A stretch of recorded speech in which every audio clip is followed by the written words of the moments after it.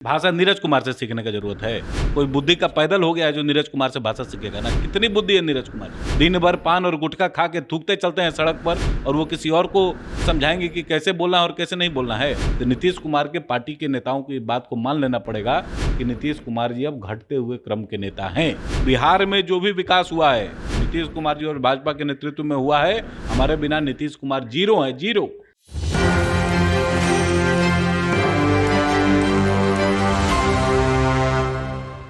अमित शाह ने जो विकास कार्यों को जो गिनाया है वो केंद्र की नहीं बल्कि बिहार का विकास कार्य है। देखिए, मुझे तो इच्छा है कि मैं नीरज जी ने जिस भाषा का प्रयोग किया है उसी भाषा में उनको जवाब दूं। एक ऐसा अदना सा व्यक्ति जो किसी न किसी के अनुकंपा पर चुनाव जीत कर आता है, लेकिन अनुकंपाई एमएलसी हैं, वो अनुकंपाई एमएलसी है ना। पिछले कई वर्षों से शिक्षा के क्षेत्र में और अलग अलग प्रकार के जो काम है बिहार में, उसमें कितनी गिरावट आई है तो नीरज कुमार जी से छिपी हुई बात नहीं है। लेकिन उसके बावजूद अपने बयानों के माध्यम से देश और समाज में और बिहार में अपना जिस प्रकार का पहचान वो बनाने का प्रयास कर रहे हैं, समाज में उनकी स्वीकार्यता है क्या? कौन पूछता है? जिस भाषा का प्रयोग नीरज कुमार ने किया कि अमित शाह तड़ी पार थे, इनका का पूरा पार्टी तो पलटी मारे। कौन बचा है उसमें? नीतीश कुमार जी के नेतृत्व में बिहार में जो काम हुए थे उसका आधा से ज्यादा श्रेय तो हमारे मंत्रालयों का है, हमारे मंत्रियों का था, हमारे नेताओं का था। और इतने वर्षों से नीतीश कुमार बिहार में विकास पुरुष बने हुए थे। क्या हमारे बिना नीतीश कुमार किसी भी प्रकार के विकास का हथकंडा अपना सकते थे, कार्यक्रम चला सकते थे हमारे बिना? क्यों नहीं राजद के साथ सरकार चला पा रहे हैं अच्छे से? आज राजद के साथ उन्होंने 8 वर्षों की सरकार चलाई। देखिए, ये बात लोगों को ध्यान में नहीं आता है। 2013 से लेके 15 तक, 15 से लेके 17 तक, और अभी 2022 से लेके 2023 तक, इतने वर्षों की सरकार बिहार में तो राजद और नीतीश कुमार जी की रही है ना। इसका जवाबदेही नीरज कुमार लेंगे कि नहीं लेंगे? और लालू यादव जी के भ्रष्टाचार के विरोध में, जंगल राज के विरोध में नीतीश कुमार नेता बने थे। और जब अमित शाह जी ये बात सार्वजनिक तौर पर एक सभा में कह रहे थे, इनको बुरा क्यों लग रहा है? इसी बात पर वहां से बयान आया है कि अमित शाह को भाषा जो है सीख करके आनी चाहिए, सही भाषा नीरज कुमार से सीखने का जरूरत है। कोई बुद्धि का पैदल हो गया है जो नीरज कुमार से भाषा सीखेगा ना। कितनी बुद्धि है नीरज कुमार जी को, दिन भर पान और गुटखा खा के थूकते चलते हैं सड़क पर, और वो किसी और को समझाएंगे कि कैसे बोलना और कैसे नहीं बोलना है। पहले अपनी हैसियत तो बढ़ावें, उस स्तर के तो हो, तब ना प्रधानमंत्री और गृह मंत्री पर कुछ कहने के लायक बनेंगे वो। और जहां तक विकास की बात है, बिहार में जो भी विकास हुआ है नीतीश कुमार जी और भाजपा के नेतृत्व में हुआ है, और उसमें हम प्रॉपर बराबर के साझेदार हैं। हमारे बिना नीतीश कुमार जीरो है, जीरो। पहले भी थे जीरो, और हमारे बिना आज भी नीतीश कुमार जीरो है। नीतीश कुमार जी को ये बात अंदर खाने पता है, लेकिन चूंकि नीरज कुमार जी को सामने आकर मीडिया के सामने कुछ भी कहना है तो बल बोल रहे हैं। कौन सुनता है उनकी बात को? कोई गंभीरता है नीरज कुमार जी के बयान में? आप अमित शाह के दौरा को किस रूप से देख रहे हैं, क्योंकि वो लगभग 5 बार आ चुके हैं? देखिए, हम एक राष्ट्रीय पार्टी हैं। हम जदयू जैसी पार्टी नहीं है कि उछल कर गुजरात चुनाव लड़ने जाएं और 30 वोट हमारे किसी कैंडिडेट को आ जाए। 30 वोट ना आया था नीतीश कुमार जी की पार्टी को वहां पर, जब गुजरात में चुनाव लड़ने गए थे 30 वोट आया था। उत्तर प्रदेश में मांगे भारतीय जनता पार्टी से कि 150 सीट पर हम चुनाव लड़ने, 403 में। और जब अकेले चुनाव लड़ने का अवसर मिल गया तो इनको आया सबसे हाईएस्ट वोट, इनके कैंडिडेट को आया 120 वोट। 120।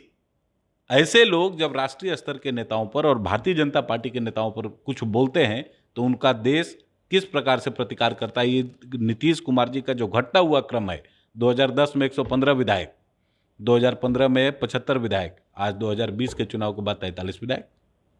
किस क्रम में घट रहे हैं नीतीश कुमार? एक पढ़ाई हम लोग बचपन में पढ़ते थे ना, बढ़ते हुए क्रम में और घटते हुए क्रम में। तो नीतीश कुमार के पार्टी के नेताओं की बात को मान लेना पड़ेगा कि नीतीश कुमार जी अब घटते हुए क्रम के नेता हैं। और जहां हमारी बात है, हम भारत की सबसे लोकतांत्रिक पार्टी हैं। हम सिर्फ कहते नहीं हैं कि हम लोकतांत्रिक, हम उस प्रकार से चल कर दिखाते हैं। आप एक क्रम में देखिए, 2014 में हमारी सरकार बनी, तब हमें आया था 12 करोड़ वोट। 2019 में जब सरकार बनी तो 23 करोड़ वोट आया। 61 करोड़ वोटों में हमें 23 करोड़ वोट मिला। अगर भारत की आबादी अगली बार 70-72 करोड़ के हिसाब से वोट करेगी तो हमारा लक्ष्य हम 30 करोड़ वोटों को हासिल करें। और हमारे पास पूरे भारत में जितनी राजनीतिक पार्टियां हैं, एक भारतीय जनता पार्टी एकमात्र ऐसी पार्टी है जिसके पास कोई अस्थायी वोट बैंक नहीं है, क्योंकि हम वोट बैंक की राजनीति नहीं करते। भारत का कौन सा ऐसा समाज है जो वोट नहीं देता है भारतीय जनता पार्टी को? जो समाज सबसे कम भी वोट देता है, उस समाज का एक हिस्सा भारतीय जनता पार्टी के साथ रहता है। क्यों? क्योंकि हम लोग जनोन्मुखी नीतियों को संचालित करते हैं।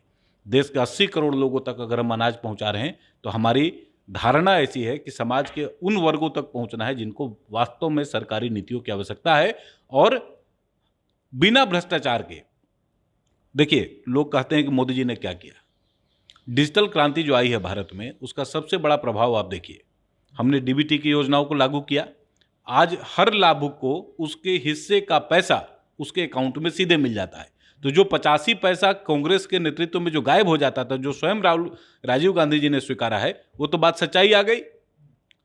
राजीव गांधी ने जब माना कि 1 रुपया हम बेचते हैं, 85 पैसा बीच रास्ते में गायब हो जाता है, 15 पैसा जो है वो लाभुक विशेष को मिलता है। हमारी सरकार में अगर 2,000 रुपये किसानों को किसान सम्मान निधि के नाते भेजना है, तो 2,000 रुपया चलता है दिल्ली से और 2,000 रुपया उसके अकाउंट में क्रेडिट होता है। कांग्रेस भी हमलावर है अमित शाह के बयानों को लेकर के, और कांग्रेस के राष्ट्रीय कार्यकारिणी के एक मेंबर जो हैं वो कह रहे हैं कि अमित शाह अगर नहीं बोलेंगे तो उनकी नौकरी चली जाएगी। तो राहुल गांधी कौन सा नहीं बोल रहे हैं? विदेश तक बोल रहे हैं भारत खराब है, मोदी जी खराब है, भाजपा खराब है। यहाँ थोड़ी बोल रहे हैं, विदेशों में भी जाके बोल रहे हैं। और राहुल गांधी उसी विदेशी वैकेशन पर नहीं बोलते हैं, पता नहीं किसके साथ छुट्टी मनाने जाते हैं, उसी समय नहीं बोलते हैं। बाकी कोई भी कार्यक्रम आप उनका उठा के देख लीजिए, भारत के विरोध में सबसे ज्यादा बोलने वाले नेता आज तक किसी एक दल में सबसे ज्यादा हुए तो कांग्रेस में हुए। यही नरेंद्र मोदी जी के खिलाफ नहीं लोग 100-100, 150-150 आदमी साइन करके अमेरिका भेजता था कि इसको वीजा मत दीजिएगा। भेजता था कि नहीं भेजता था? आज क्या है, देश का प्रधानमंत्री भारत का, उसको अमेरिका का प्रधानमंत्री जाकर ऑटोग्राफ लेता है और उसको इनवाइट करता है कि आप मेरे यहाँ आए। हमारे यहाँ सबसे ज्यादा अगर पॉपुलैरिटी, भारत से भी ज्यादा पॉपुलैरिटी अगर आपकी कहीं है तो अमेरिका में है।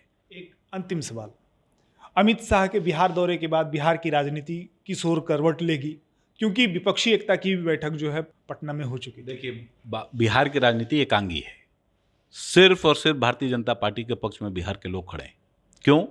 बिहार का 14 करोड़ पॉपुलेशन में 8 करोड़ लोगों तक हम लोग अपनी नीतियों के माध्यम से पहुंच बना ली। बाकी लोग अपने अपने जाति में सिमटे हुए हैं। लालू यादव को एक खास समाज का वोट मिलता है, मुस्लिम यादव के बाहर एक वोट मिलता है क्या? लालू यादव जी को एक वोट नहीं मिलता। नीतीश कुमार जी घटते हुए क्रम के नेता हैं, तो बचा कौन? तेजस्वी यादव तो बोलते हैं कि हमारी पार्टी A to Z की पार्टी है। A to Z का पार्टी जीवन में होगा। जीवन भर सवर्णों के हत्या के आरोप में इनके कितने नेता जेल गए आए, भ्रष्टाचार के आरोप में इनके सबसे बड़े नेता जेल में रहे, और ये लोग कहेंगे A to Z का पार्टी बना लेंगे। बुरा बाल साफ करो का नारा बिहार का समाज भूल गया है क्या? समाज में बांटो और राजनीति करो और उसका लाभ उठाओ, शासन में रहो, यही राजद का बात रहा है। तो किस हैसियत से तेजस्वी यादव इस बात को बोलते हैं? कौन सा समाज उनके साथ नया जुड़ा है? अगर कोई नया समाज जुड़ता होता तो लालू यादव जी की पार्टी अपने आप सत्ता में आ जाती। 24 और 25 में क्या उम्मीद लगता है? 24 में भारतीय जनता पार्टी के नेतृत्व में जो गठबंधन बिहार में उतरेगा, हम सभी 40 की 40 सीटें जीतेंगे। 1-2 सीट कहीं किसी वजह से कम हो जाए तो हो जाए, नहीं तो लगभग सभी 38-39 सीटें भारतीय जनता पार्टी जीतेगी। जहां तक 2025 का प्रश्न है, आप ये देख लीजिए जनता का मूड किस तरफ है। 30 वर्षों से लालू यादव जी ने और नीतीश कुमार जी ने बिहार में नए इकोनॉमिक फोरम्स को बिहार में पैदा ही नहीं होने दिया। नई इकोनॉमिक एक्टिविटीज हो ही नहीं रही। एक बंद कमरे की भांति बिहार हो गया है, बंद कमरे की भांति। ना चीनी मिलें खुल रही हैं, ना पूर्व से जो एग्जिस्टिंग इंडस्ट्री थी उनमें कोई सुधार हो रहा है। केंद्र सरकार के अधीन एकमात्र इंडस्ट्री बरौनी में थी। 8,000 करोड़ रुपया लगाकर मोदी जी ने उस इंडस्ट्री को पुनः चालू करा दिया। अगर रोजगार सबसे बड़ा मसला है बिहार में, तो 7वें चरण तक की शिक्षकों की जो अभ्यर्थी थी, शिक्षक अभ्यर्थी तो जो थे, उनकी सुचारू रूप से बहाली किसके शासनकाल में हुई है? एक बार शिक्षक का अभ्यर्थी भी सोच ले। हम लोग तो देख ही रहे हैं। कभी आपने इसके पहले कभी सुना था क्या कि 11 महीने तक लगातार शिक्षक अभ्यर्थी सड़क पर हैं, लाठीकार हैं? 10 लाख नौकरी देने के नाम पर जो तेजस्वी यादव जी को जो वोट मिल गया कोरोना की वजह से, कोरोना काल की कालखंड का चुनाव था वो। देश भर में हाहाकार था, भारत में भी हाहाकार था, बिहार में भी हाहाकार था। उस हाहाकार का लाभ उठाकर 10 लाख नौकरी का जुमला फेंक कर तेजस्वी यादव जी को वोट मिल गया। और जब सरकार बना ली तो पेन कहीं खो गई। कहाँ पेन खो गई भाई? रोजगार के मामले में, विकास के मामले में आज बिहार में जितनी चमचमाती सड़कें हैं सब नरेंद्र मोदी जी के नेतृत्व में, नितिन गडकरी जी के द्वारा बनाई गई। इनकी अपनी उपलब्धि शून्य है, 0 सन्नाटा है। और नीरज कुमार जैसे लोगों को सार्वजनिक मंचों पर आने से पहले मुंह का गुटखा कहीं फेंक देना चाहिए। मुंह का जो बकार है जिस प्रकार से निकलता है उसमें शुद्धिकरण कर लेना चाहिए। समाज आपका आचरण देखता है, आपके आचरण के आधार पर ही समाज भी चलेगा, इसलिए अपने आचरण में भी सुधार करना आवश्यक है। तो अभी हमारे साथ संतोष पाठक भाजपा के प्रदेश प्रवक्ता थे और उन्होंने साफ तौर पर कहा है कि जो बयान जदयू के प्रवक्ताओं के द्वारा दिए जा रहे हैं वो कहीं से जायज़ नहीं है। इसके साथ साथ जो नरेंद्र मोदी सरकार के जो विकास कार्य हैं उनको भी उन्होंने सराहा है और आने वाले समय में 2024 में और 25 में उन्होंने दावा किया है कि बिहार में और केंद्र में भाजपा की ही सरकार बनी रहेगी। तो इसी तरह के तमाम अपडेट्स के लिए बने रहें एक न्यूज़ 24 के साथ। कैमरामैन विष्णु के साथ मैं विपुल, पटना।